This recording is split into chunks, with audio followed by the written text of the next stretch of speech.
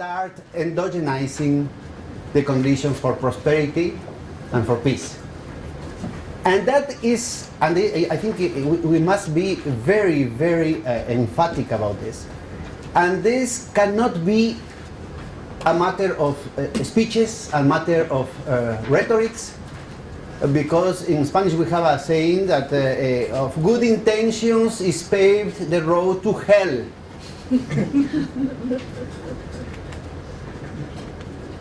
So this is not a matter of good, of very nice words, of very nice phrases, that usually, unfortunately, you have a lot of meetings are plenty of incense and violins, no?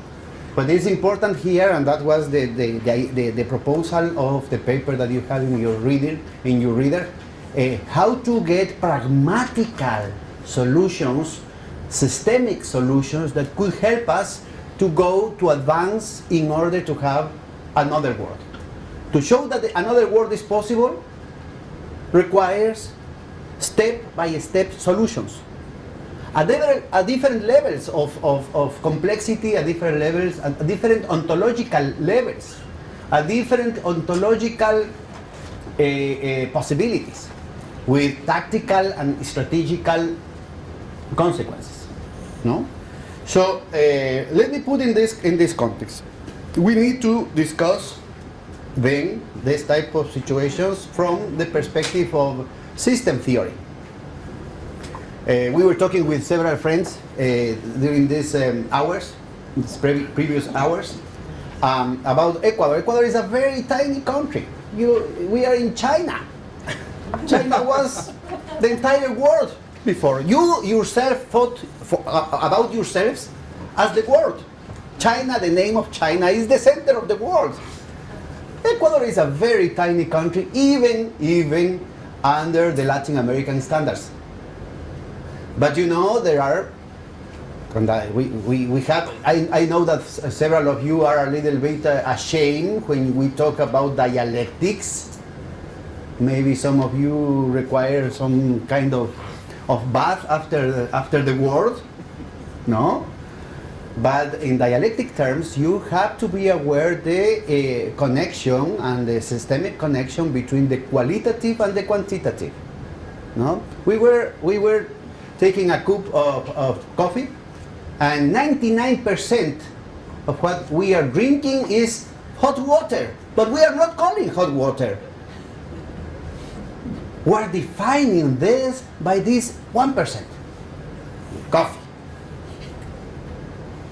So that is the proposal, that is the invitation to work together precisely in those qualitative type of solutions for systemic problems. Okay? And this again is not a matter of good desires, of good wishes and nice phrases.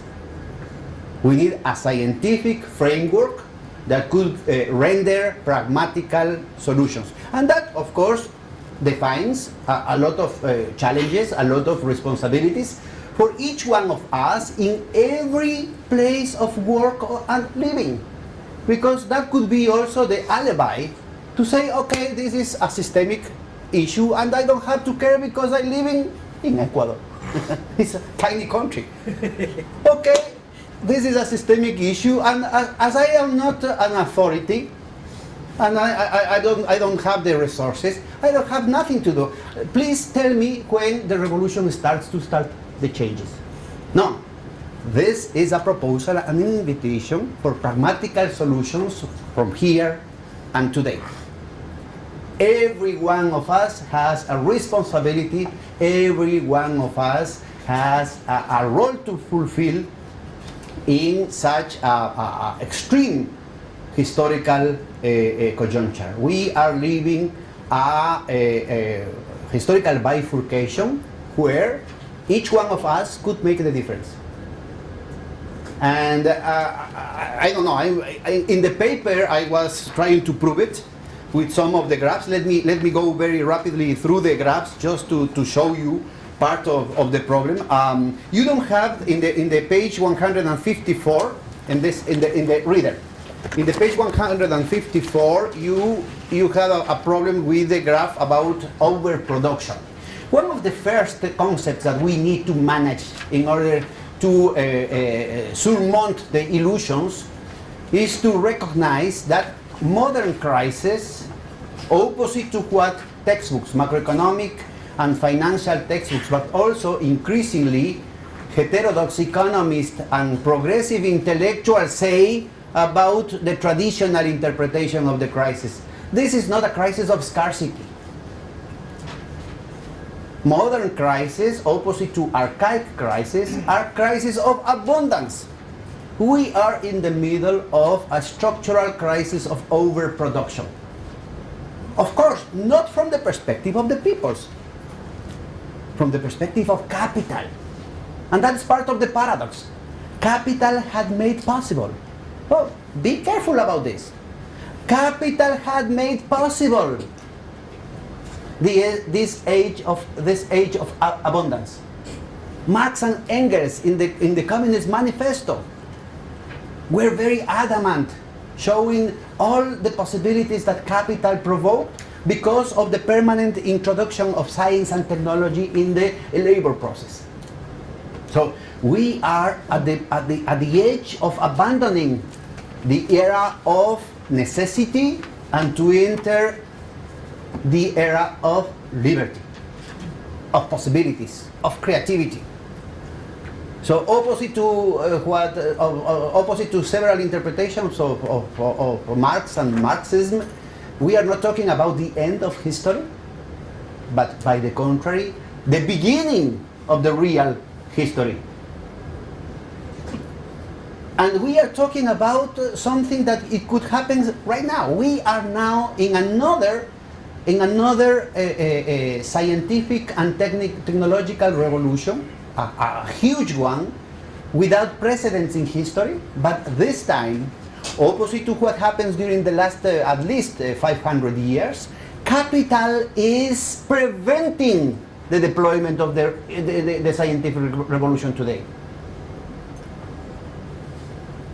The card of triumph of capital against any other mode of production, against they were able to conquest all the continents, all the ecosystems, all the cultures, all the religions, all the ethnic groups, precisely because they were able to deploy such a productivist success.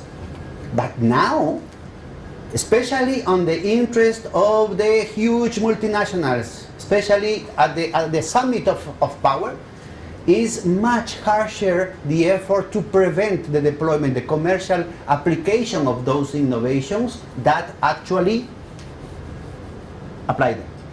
I'm not talking about a cessation of innovations. I'm not talking about a blockage, an absolute blockage of innovations.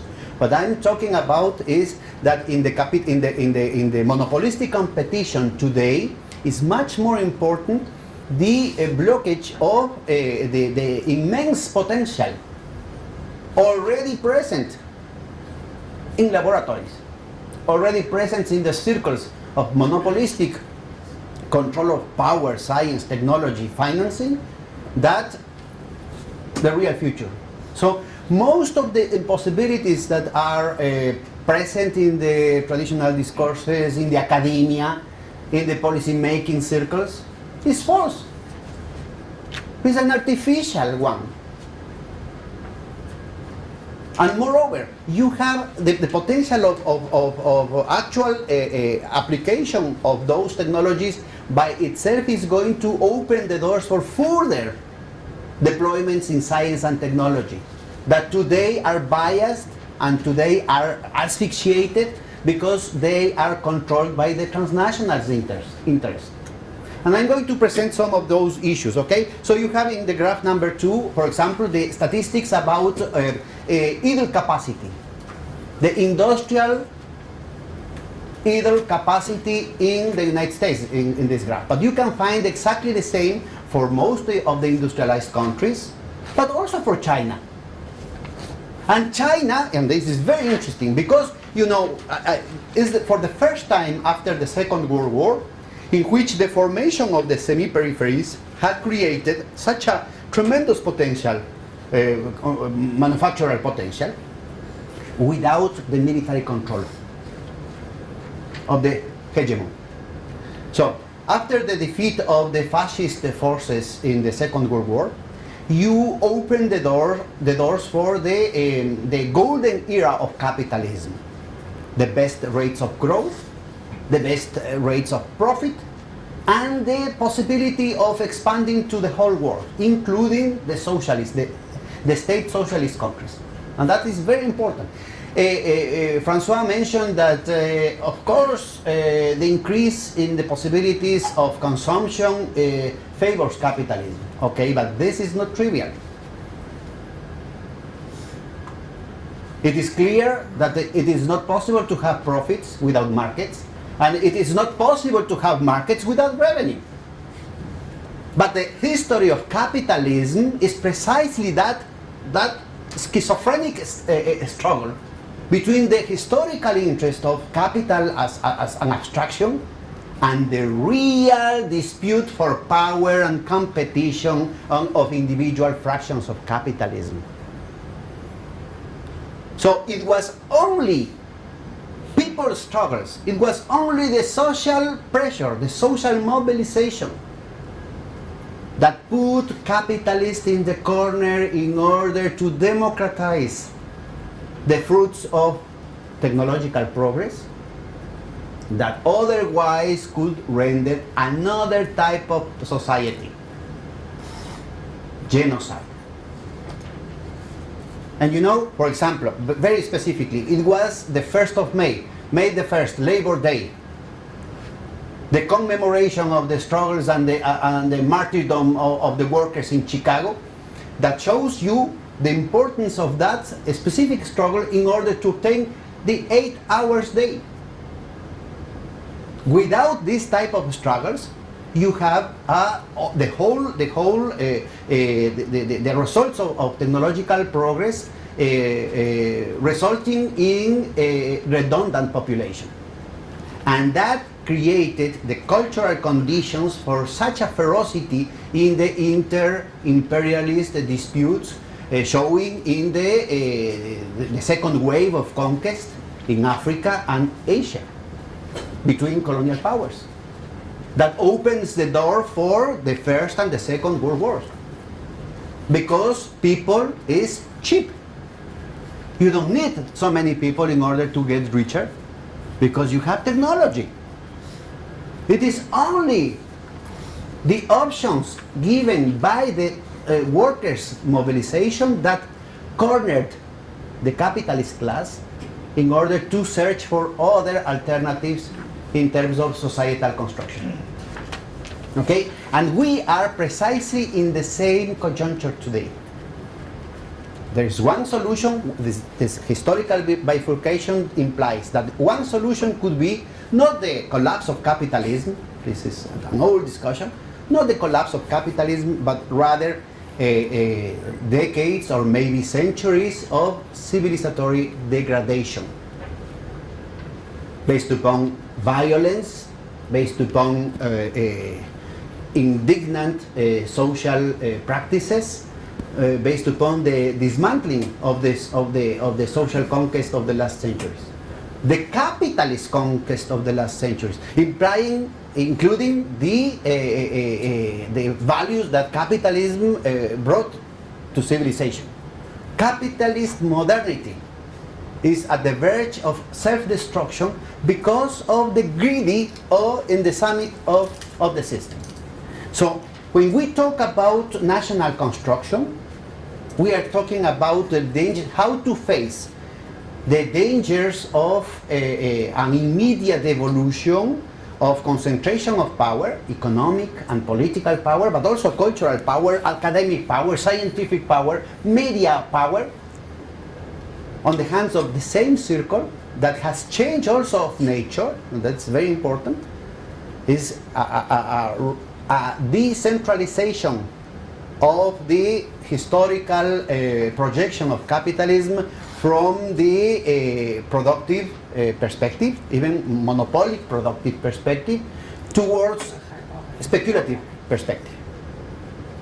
So in order to have a scientific definition of which are the challenges that we have to face as individuals, as nations, as peoples, we need to understand which are those irreversible and qualitative changes in the core, at the core of the system. So you can see not only the tremendous potential wasted by capitalism today, but also you can see in the page 155 some indicators, as Francois mentioned.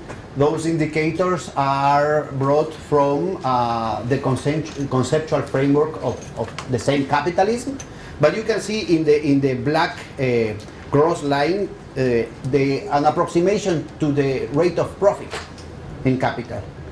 And in the left-hand side, you can see how the rate of profit that achieved the highest levels after the Second World War, because of the New Deal, because of the social democratic reconstruction of Europe, because of the counterinsurgent strategy in Japan, in Taiwan, in Southeast Asia, with very important, very radical reforms, including agrarian reform, with the decolonization, with even the industrialization by import substitution that generates precisely revenue, no? That created the conditions for very high profit rates in general. But then you have a decline given by the conditions of trade unions, especially the trade union mobilization at the center of the system, including the immediate reconstruction of Europe, the construction of the first semi-periphery, that created a dynamics of profit squeezing. This profit squeezing defined a political culture. Let's take into account Gramsci, because there is a correspondence between the regime of accumulation, that means the way of being of the mode of production, of the capitalist mode of production in one specific time, in one specific space, has to be related to some very concrete and correlated forms of social mobilization, class culture, and ways of conflict resolution. When you have a mode of a regime of accumulation that could support a dynamic of income distribution, for example, the construction of the welfare state, for example, the increase in wage rates according to the increase in productivity, you have a different political culture that what the fascist and the genocidal project proposed in the previous decades. So today we need to understand this, because we are in the middle of a very rapid return to that situation, to that dispute. Again, you can see in the graph of the page 155 the decline because of this profit squeezing mechanism. You have a hitting of the labor market, precisely because of the rates of growth of capitalism, that is the endogeneity and the limits of the system. And then you have a breaking point with Margaret Thatcher in England and Ronald Reagan in the United States. Okay, that redefine the tendency of the rate of profit in the center of the system, but you must take into account that we are talking about accumulation at the global scale. That increase in the rate of that change in the evolution of the rate of profit depends upon the new conditions of the exploitation of the working classes in the center of the system, but more so of the huge structural change in the origin of surplus value. Through the macroeconomic and financial manipulations deployed during the 70s and the 80s, you have a tremendous change in the transfer of wealth from the global south to the center of the system, that it is the main responsible for this type of evolutions. And, okay, given that, I'm going to return to this, I'm going to refer you to this, handout. So now, we need to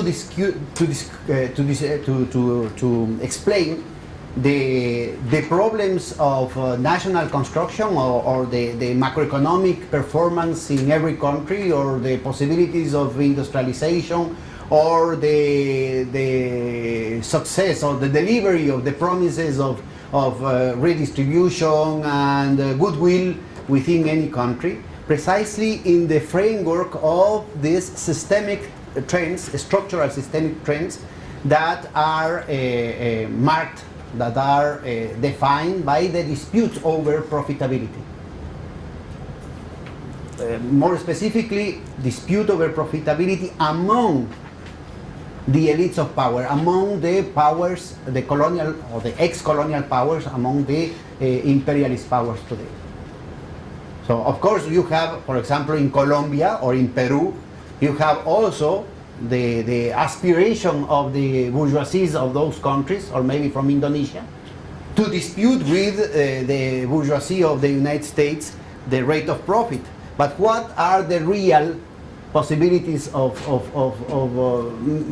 competition among these such an asymmetric powers? So we need to pay attention to the center of the system. Otherwise, we are still working about illusions.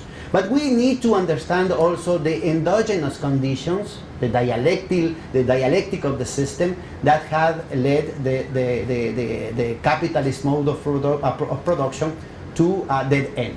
Again, we are not talking about the collapse of the system, but a long-term situation of stagnation. So we are in the middle of a decrepitude, a kind of senectude of capitalism, and the imperialist desperation precisely is part of the horizon of a neo-fascism that could lead the whole world to an era of war, destabilization, and chaos. Let me put this in figures. You have in the upper line, you have the rate of profit, the surplus value rate, no, from in the United States from 1920 to the 2000s. And in the dotted line, you have the organic composition of capital. For those more familiar with Marx, that renders you the benefit rate, no? So you have up in the upper line you have the surplus line, and in the lower line you have the organic composition of capital. So we are talking about which are the impersonal forces of the system. You have three different moments. The first one is the monopolic liberal regime of accumulation. The second one, after the Second World War, is the Keynesian Fordist regime of accumulation. Precisely is the awareness of importance, the spread of this notion among the most important capitalist agents, operators, that labor force is not only a cost that should be abated, but it's also a potential market. Henry Ford. And Henry Ford was not himself a progressive guy. But you know, this, that is, of course, the reasonable, sensible solution. It is not a natural occurrence in capitalism.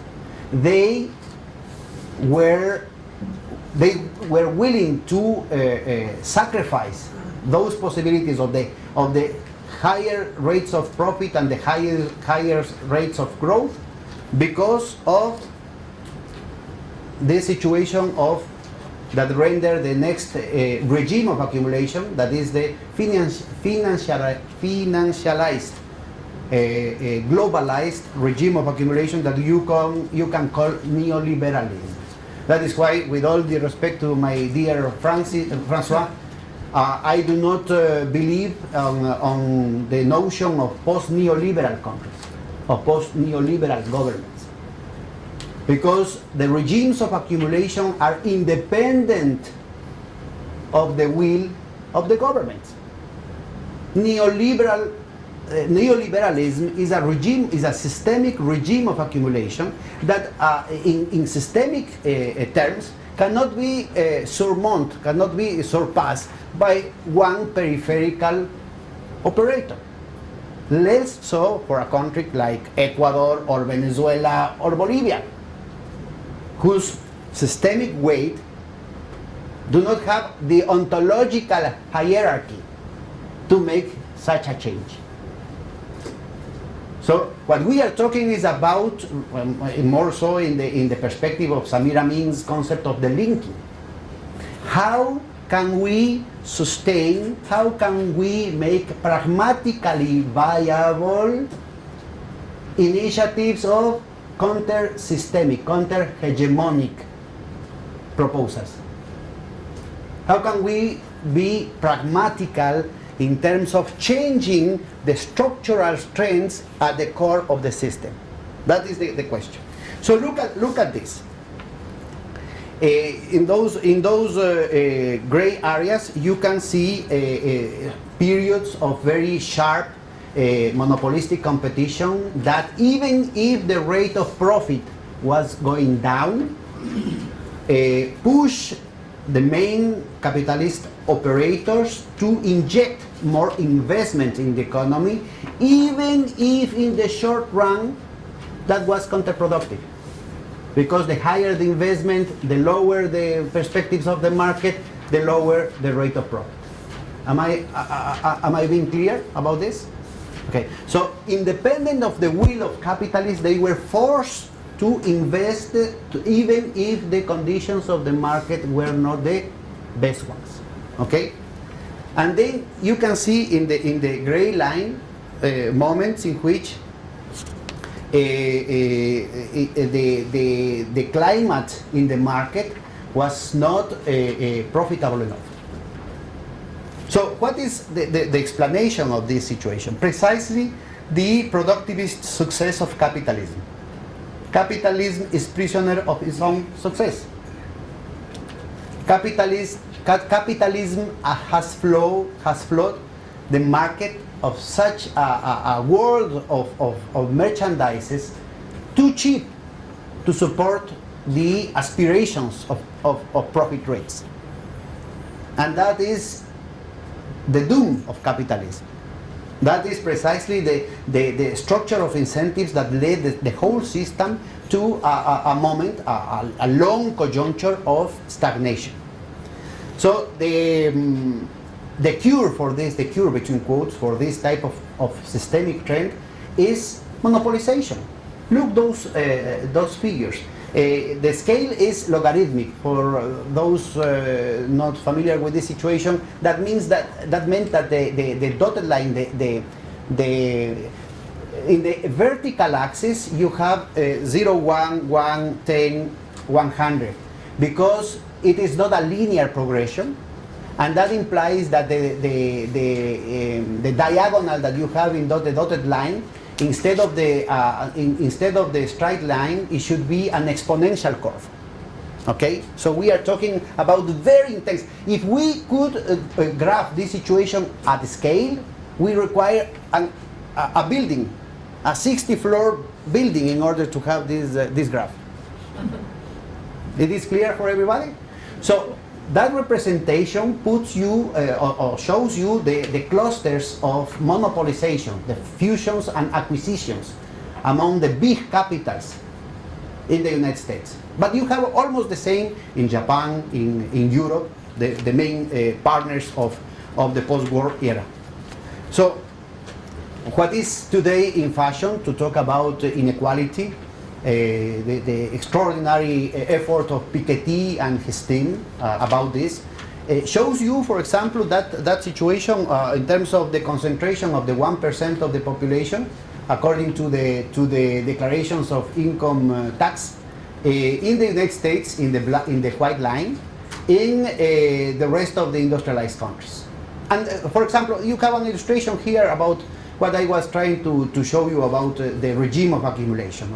You have the level of concentration of the 1%, the richer 1%, reached 20% of the wealth of the income of the country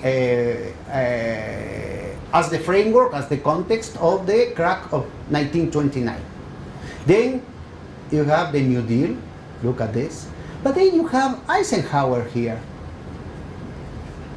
So he's a very conservative Republican president that could not, even if he wanted to change the conditions, the relation of the rapport of forces, he was not able to transform the rapport of forces created by the mobilization of the 30s. So look at the level of deconcentration, huh? And then you have of course Kennedy, but you have also Nixon. Is the change of the regime of accumulation independent of the will and the antipathies of the president and the government that creates those conditions? The block, the historical block in the Gramsci sense, but also the regime of accumulation. That means which are the main priorities in terms of investment, which are the dynamic coherence between consumption and production, which are the main practices in terms of accumulation, the relationship between capital and non-capital logics of social logics, the international division of labor, etc., etc., etc.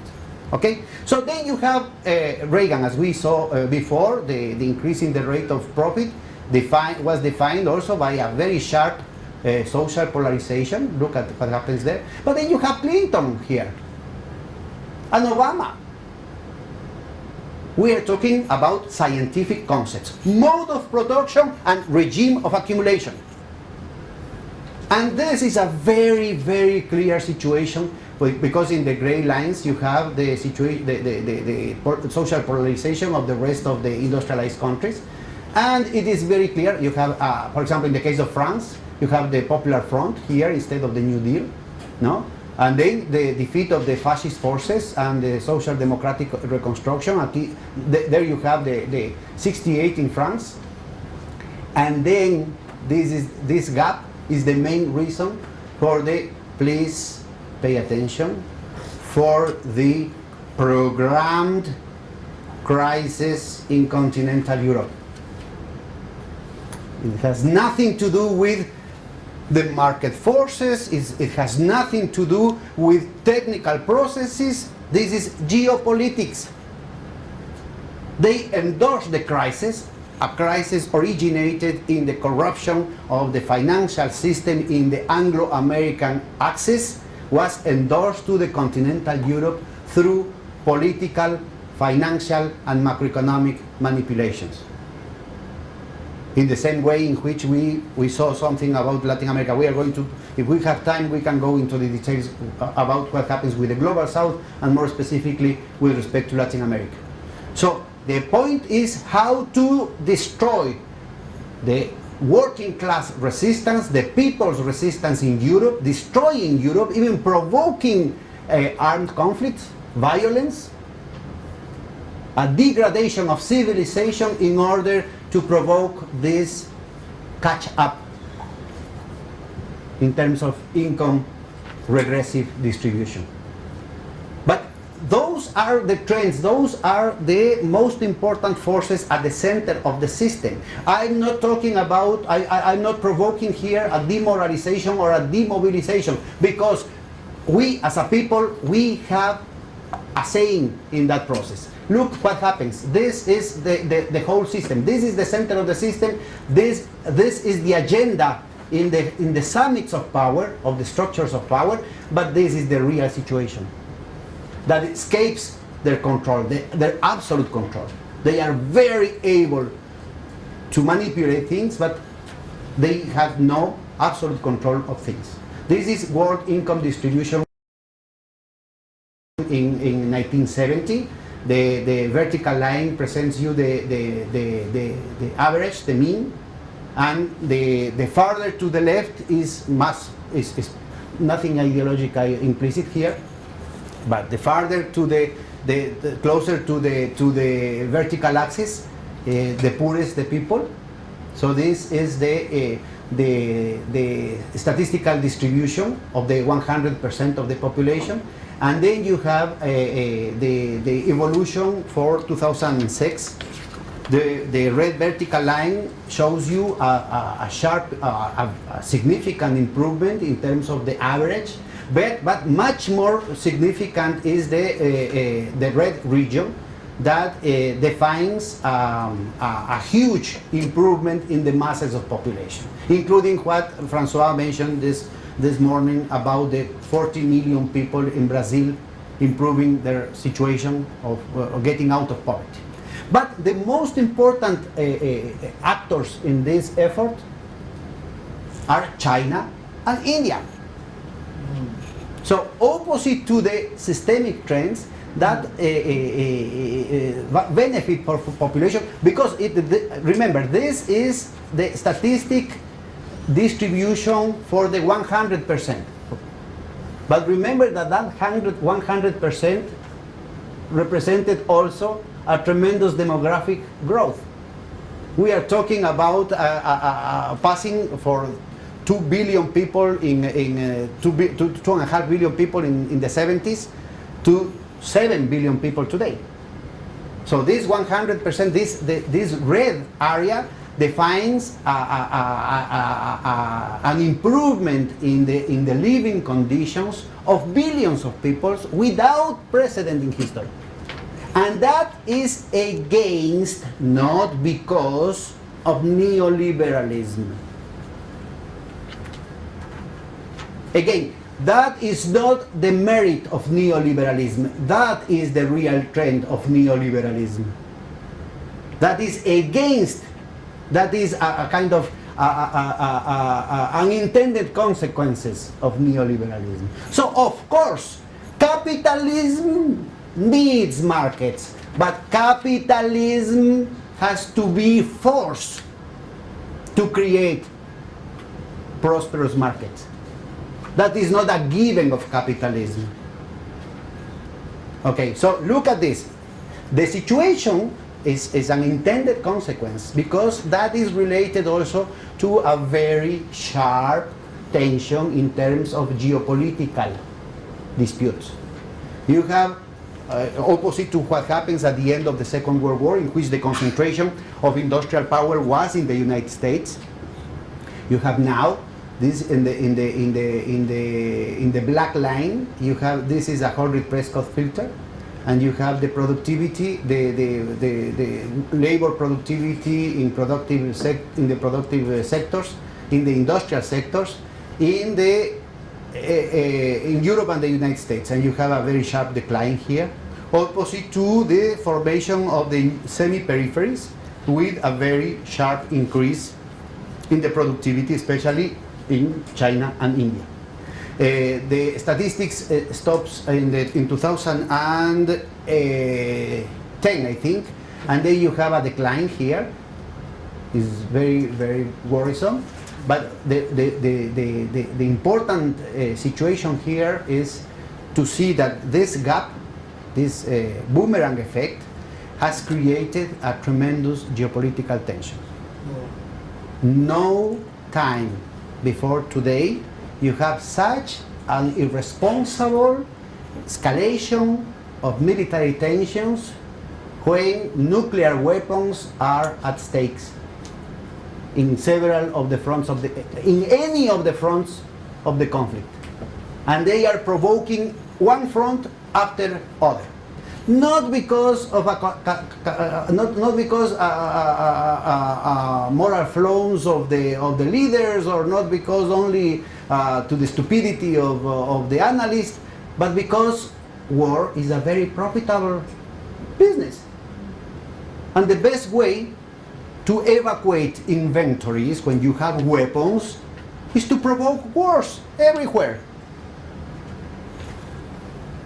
So everything is related to such a level of concentration of political and economic power. That means that the 7 billion, more than 7 billion people's lives depend upon the decisions of only 62 persons. Look at this. Those are the Forbes magazine, Oxfam statistics. In the green light, in the green line, you can see what's the level of income accumulation or income, the sum of the incomes of half of the world population, and in the purple line is the sum of the income of the 62 richest persons in the world. So could you imagine how the phrase the expropriation of the expropriators has changed of nature today? Can you imagine how juicy, how profitable, how attractive is the idea for the other 61 richest persons in this club to eliminate the 62nd? Could you make your calculations? So, for example, we can provoke the United Nations that every country in the world could sign an agreement in order to give these guys and their families and their children and their grandchildren food, clothes, tourism, and the best hotels everywhere for free for the rest of their lives and the lives of their grandchildren. And we still have money enough to solve the problems of famine, poverty, sickness of everybody in the world. I'm not talking, I'm not kidding here. I'm very serious. So these guys are deciding if you live or not tomorrow. These guys are deciding if you have a financial crisis. It's so blatant. It's so candidly stupid. We are talking, that is why, because usually the analysts stop in the reference to income distribution, but they do not mention the tremendous process of concentration and centralization of capital that is behind the situation. But never in the history of humanity you have such a velocity in the process. Is a tremendous expropriation of the will of the people, of the capacity of the people to decide about their lives and the lives of their children and the lives of their nations. And nobody, not even the progressive intellectuals, are saying this, are alerting about such a danger. We are talking of today. Look, they say, okay, but you know, those are good wishes, but you have to work first and then to distribute. There is no money. Look at this. You can have those are the statistics about GDP, world GDP.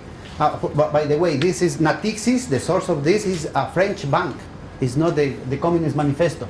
It's not the proletarian avant-garde. No.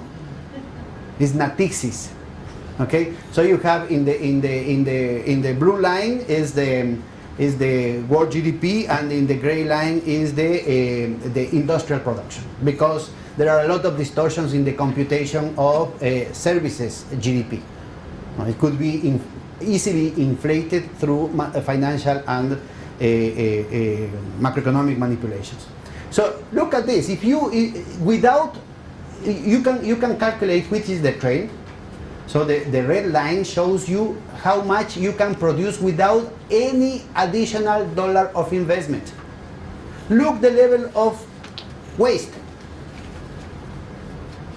You know, according to The Economist, the United States has avoided the production of one annual Ecuadorian GDP every 7.5 days. Around in 1 week, this lack of production, this voluntary lack of production by the system has suppressed the possibility of feeding the whole population of Ecuador. So you have all the means to solve all the problems today. Never in history you have such a tension between the real and the potential, between the actual and the potential. This is in terms of real production, but you can have also. Well, I don't have here the statistics. I suppress because of time concerns. In terms of liquidity, in terms of money. You know, oh, but you know, how can you say that if you are an economist? It is irresponsible and demagogic to say so. You cannot print money in order to solve the problems of the people, because that creates inflation. Mm-hmm. And you have to be concerned about the macroeconomic equilibrium. Mm-hmm. What? In the United States, they had multiplied the monetary base 9 times in the last 7 years. 9 times, not 9%, 900%. Where is the inflation? Where is the inflation? Of course, never there is any pretext or any argument against funding wars, funding the corrupt banks that created the crisis in the first place. But if you need money for the university, for the children, for health, for welfare, for conviviality with the crisis of immigrants in Europe, oh, you must be responsible. But you know what? For sure, you here in China, you are still teaching the students, even at the level of the PhD, still that M times V is equal to P times T. The quantitative theory, and the same happens in Ecuador, in the United States, in Cuba, in Russia, in any post-capitalist country. So our mind, the most intelligent conquest of the empire is the space between our 2 ears.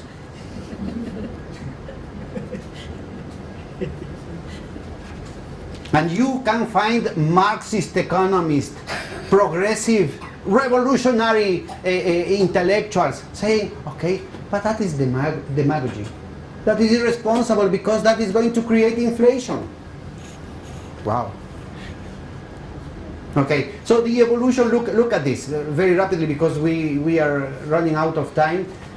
Those are World Bank figures. This is the rate of growth of GDP in black. You can see that is the real McCoy. Whoever studies financing, you know that financial yields depend upon the subjacent productive assets. In the case of the whole world, the productive asset is the global GDP. So you can find that the real GDP, the subjacent productive assets, growth is going down, but it's every time more and more volatile. In opposition to this new type of financial assets, the derivatives, that has had an exponential rate of growth. That is explosive.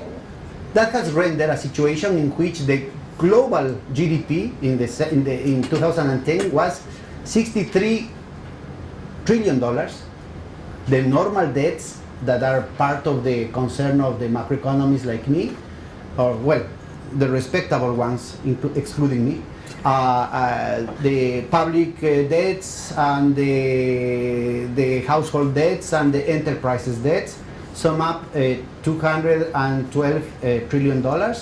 There you have already a huge problem of structural insolvency. It is impossible to pay such a level. You must stop eating for more than 3 years to pay the debt. And even so, you still owe something. But that is not enough. Look, these new type of debts that don't even support the double entry accountability represent $1,500 trillion. That means that you must stop eating for 25 years. And at least in Ecuador, that is why I'm gaining weight, as you can perceive, at least in Ecuador, we cannot do it. So they have given, Bernie Sanders, the pre-candidate of the Democratic Party, was nagging time and again for years an audit of the Federal Reserve, an audit like what we did in Ecuador with the external debt. So he was insisting about auditing the Federal Reserve. And at the beginning they ignored him, then they start to laughing at him, and finally he achieved. And they must give him some of the figures, but as he was not an economist, they cheated him with a partial information and just about one of the programs. And that is, I think I have the figures here. Okay, let me pass through this. That is the Sanders report. You can see this in the United States Senate webpage. In just one program, the Troubled Asset Relief Program, they had given $16 trillion. The United States GNP is $14 trillion. So they had given 110% of the national income of the United States to this handful of banks. So what? Well, first of all, immediately the head of this program, the Troubled Asset Relief Program, said, no, that is not enough. In the same period, we are talking about December 2007 to July 2010, we gave $23 trillion. So they had lied to a United States senator, okay? But then the University of Missouri at Kansas City said, no, it is not enough.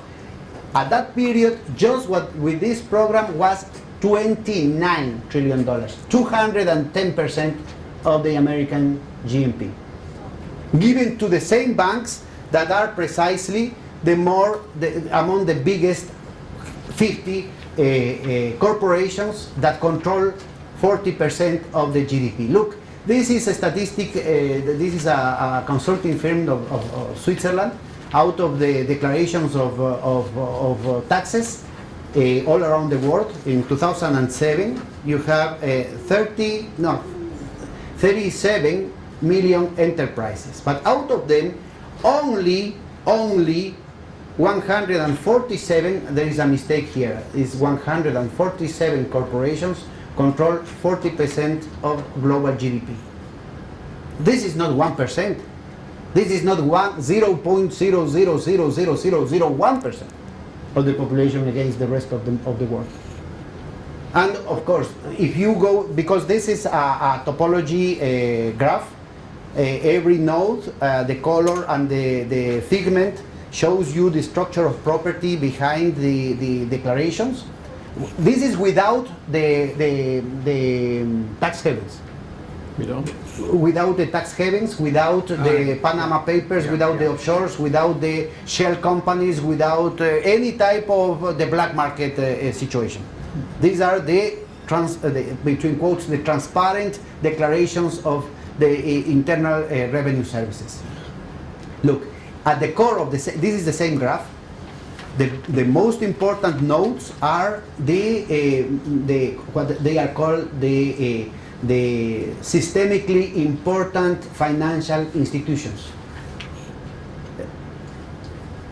namely the same banks that created the crisis in the first place, and they are asking for charity to the central banks in the world, and they receive trillions of dollars. And the question is, what has gone better now?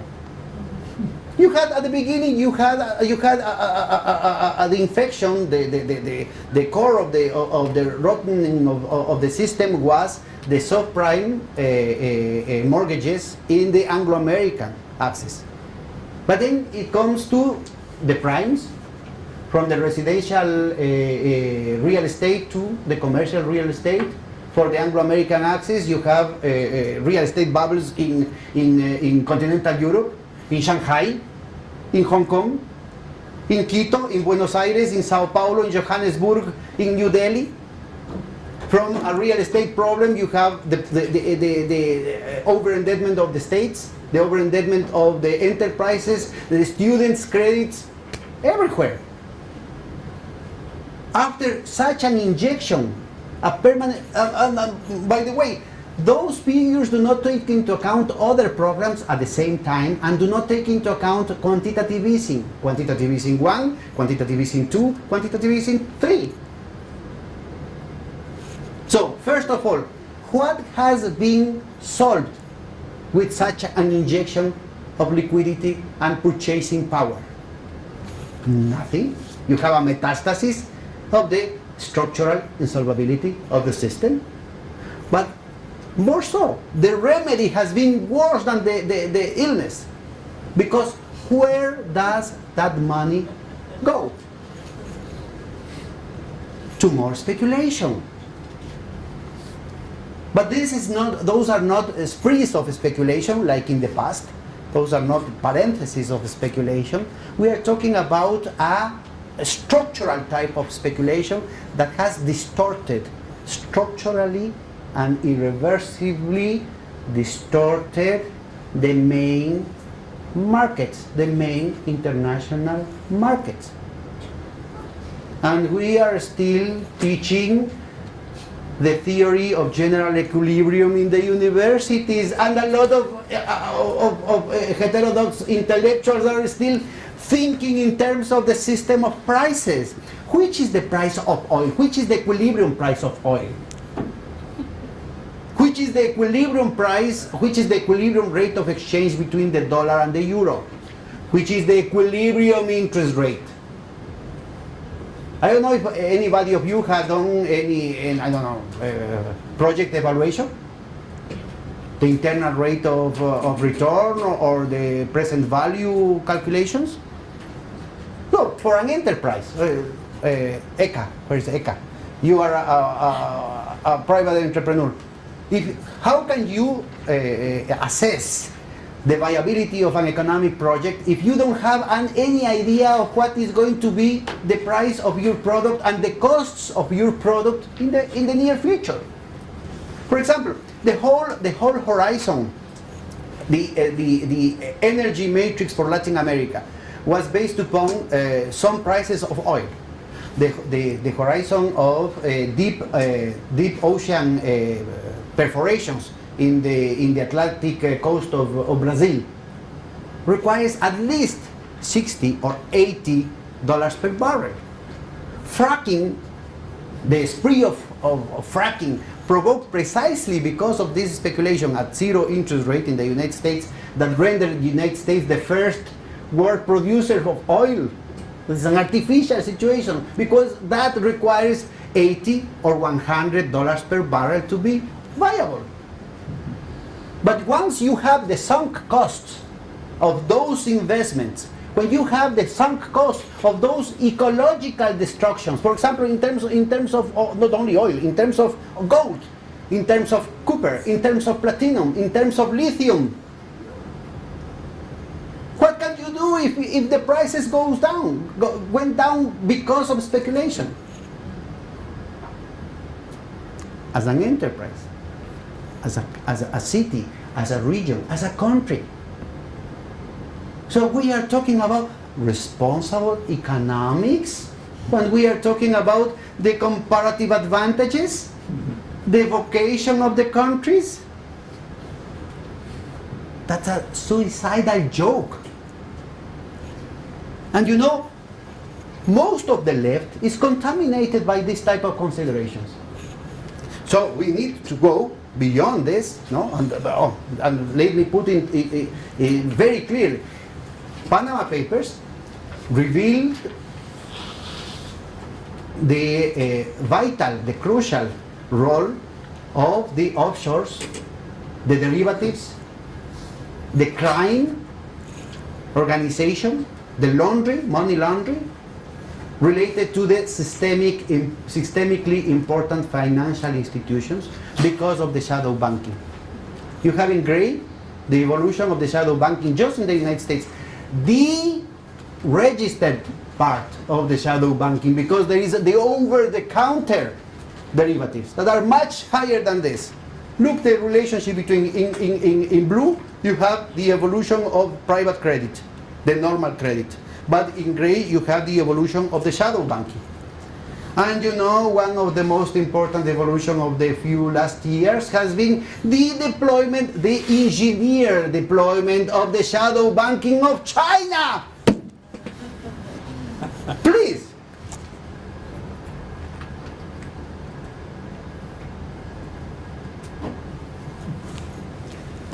Please. I'm begging you. So, and that happened because China has managed to compress. You know, the Japanese miracle took 40 years. China compressed the time in only 15 years in terms of the productive success, in terms of industrialization. From low quality consumer goods to better quality consumer and more sophisticated consumer goods, to intermediate goods, to capital goods, and now to the production of means of production, for the production of means, the production at the frontier of the technology. But then you have shadow banking in China.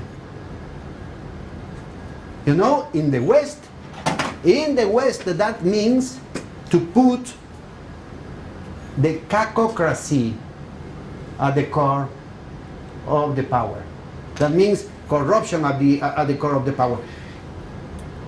Through history, sociologists like Michel Foucault have devoted a lot of studies about that binary combination, that binary opposition between what is just and unjust, what is normal, what is abnormal, what is correct, what is not correct, what is legal, what is not legal, what is legitimate, what is not legitimate. This is the first time in history, and of course those dichotomies had served, is a technology of power that has served those above in the system to define a condition of inclusion and exclusion in the society, of validation of social behaviors. But this is the first time in history in which this shadow banking has been deployed by those in the summit of power, violating ceaselessly the laws that they had imposed only a few years before. We are talking, for example, after the coup d'etat of Mrs. Monica Lewinsky, the Financial Modernization Act in the United States is 1999. Immediately Enron, the violation of the same laws that they had imposed upon the societies and all around the world. And immediately they reformed Enron, and they immediately violated the next law, and they immediately violated the next law, and now Dodd-Frank, and they immediately violated the next law. Today I am in charge of the construction of the competition authority in Ecuador. I was invited to the summit of these authorities in the world to Fordham University, a Jesuitic university in New York, specializing in this type of issues. And one of the most important private barristers devoted to defend the big banks presented some statistics. 525 suitcases for collusion and manipulation in the markets. The market of the interest rates, the market for gold, the market for copper, the market for the exchange rates. Those days were acquitted in the case of aluminum, but when all the evidence was very clear, proving the infraction, 525 cases of collusion to rig the markets. And you know, you have 80% of those cases, you have only 8 banks. The same banks that we have presented here. So when we talk about the future of our economies, when we talk about the possibility of financial crisis, somebody was asking, well, Darwin, about the crisis in France. The crisis. We are not talking like in the crisis of the 80s about the neo-colonization of the South. We are talking about the imperialist desperation in which they are obliged to colonize the metropolis.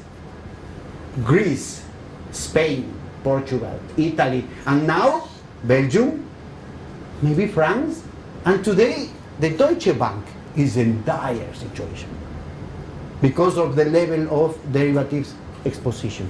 And the domino effect, even with relationship to this kind of anti-systemic situation around the Silk Road, because the implications of the center, the core of Europe towards the Eurasian economy are terrible. Deutsche Bank is at the verge of implosion precisely because of this dynamic of the system. So, when we talk about these other constructions, beyond any type of dogmatism, beyond any type of good wishes, we have to pay attention to such a deep trends in the system that escape the sensible control of the elites. They are carriers of such an entropic bunch of forces that are even suicidal for themselves, that are self-destructing. Okay, so just in that point, let me just present the situation that paints an even harshest conjuncture. Look, in the red. This is not, as Warren Buffett mentioned, this is not only, he said, okay, this is class warfare, and we are winning. But this is not a class warfare of capital against labor. This is not only the North against the South. Pay attention to this. This is an inter-bourgeois conflict of unusual consequences. Look, in the red line you have the share of profits in the United States GNP from the 1920s. This is to say something. This is the ensemble, the set of the bourgeoisie, and those are the incomes of the 200 larger corporations within that level of profits. No, we are not talking here a reduction of the rate of profit. We are talking about the proportion of profits with respect to the global economy in the United States, and the share of the profits of the two largest corporations within the total amount of profits. No, in the different regimes of accumulation. Look, after the defeat of the fascist forces, the New Deal created such a condition in which you have the highest rates of growth, the highest rates of profits for the whole bourgeoisie. Look, the red arrow shows you the improvement in the part of the cake that goes to the bourgeoisie, but also you have a very important redistribution in favor of the oligarchy. But those manipulations went to an end, and they were desperate. Look at this. You have an impasse and a stagnation of the part of the profits that went to the 200 largest corporations. So you have the desperation of the stagflation, because any trick was successful in terms of rendering them larger proportion of the pie. So that desperation provoked the Volcker shock. The whole South, indebted with rates of interest of 1%, 2%, suddenly enter into the debt trap because of a unilateral American decision, the raise of the interest rate. And that provoked, in the right-hand side of the panel, you have the external debt crisis, the net flows of capital. You have debt, you have to indebt yourself in order to pay the debt. But this was a huge, already a huge transfer of wealth. But the real amount was much larger, because in order to obtain a surplus in dollars, in order to service the debt, you must chip yourself. A systemic looting of nature and labor force in a race to the bottom of all the countries, responsible countries, following the recipes of the macroeconomic textbooks in order to have a larger share in the market. So you have the prices of exports, the bonuses for the FDI, the interest rates, the dividends, royalties, patents, amount for a much larger share of wealth transferred from the south to the north. Those are the proportion. This is the 100%. That is the proportion of profits in the United States coming from the rest of the world. And look the structural change in the situation. This is neoliberalism. So that is impossible to say we are in the post-neoliberal era, because that hasn't changed. The function that Francois mentioned before, the function that you have from the south is enormous. This is this is Dracula. It's a vampire, sucking from the rest of the south, sucking from our peoples. And that is embedded in the institutions, that is embedded in the international trade, that is embedded in the financial system, that is embedded in the regime of intellectual property, that is embedded in the WTO, that is embedded in the IMF. So we have, when we are talking about integration, when we talk about progressive government, we have to talk about this. How are we able to change those structural factors? No? And look, pay attention, and I'm going to finish just with this. Look, again, this is class warfare, not only of capital against labor, this is not only North against the South, but it's also a very harsh dispute between the oligarchy and the rest of the bourgeoisie. Because if you think from the other side, the possibility of not an electoral, but an accumulation of forces, a political popular front, a global popular front today, are much better because of this. Look, neoliberalism, that is Reagan. You have, in order to obtain larger proportions of profits on behalf of the oligarchy, you have to sacrifice not only the rates of growth of the GDP, not only the situation of the workers, but also the profits of the rest of the bourgeoisie. That is very important to see. They have to sacrifice the rest of the hegemony and the moral direction of the processes. But look what happened. Again, you have another impasse. They are desperate, trying to manipulate the system, trying to create new conditions for new financial conditions for financial innovations, deregulation, liberalization, privatization, all type of subsidies, all type of supports of the state to the monopolies, and they cannot obtain a larger proportion of the pie. The same type of situation that you have during the 70s that provoked the change of regime of accumulation. So, could you imagine what that means for the rest of the world in terms of the international prices? Look at this. You have here the other conjuncture of the structural crisis of overproduction that opened the doors for the First and the Second World War, and look to the tremendous deflation of export from the South. You have some recovery, volatility, but never to the levels that you have If you have the statistics from the 1875, you can see a very sustained evolution of the export prices from the south.